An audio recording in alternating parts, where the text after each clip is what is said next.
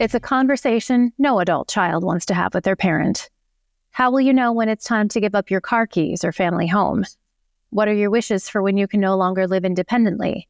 And most importantly, can you afford the life you envision?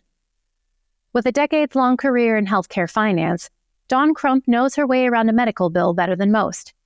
But she was forced into unfamiliar territory when the time came to find long-term care for her aging mother.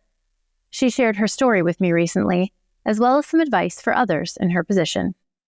We went from her living independently and us checking on her and going to appointments with her and becoming her power of attorney so that we could help make those financial decisions early on, as well as just making doctor's appointments, taking her to visit.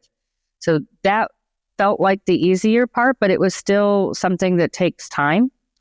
And then now we have moved into a memory care situation. She can no longer live with any of us.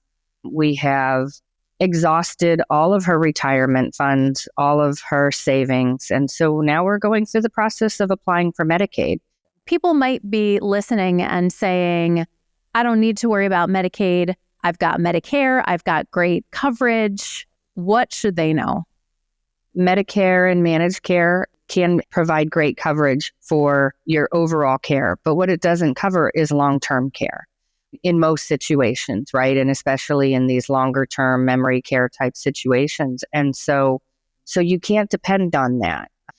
Try to make sure as you're going through this or as you feel like you're going to go through it, get all the paperwork you think you need together. Life insurance, annuities, retirement information, Social Security information. Gathering all of that is daunting in itself and can take literally months to get everything compiled. When do you start planning for this? Because it's not when it's time, right? You need a plan ahead of time. If you have parents who are open-minded, more realistic, and can have those really hard conversations, then have them sooner rather than later, when they're retiring even, making those plans. But at the last case, it should be if they start to exhibit any type of more chronic health conditions. Now, there are several organizations out there with resources for seniors and their loved ones.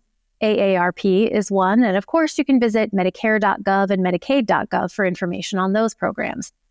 Thanks for watching.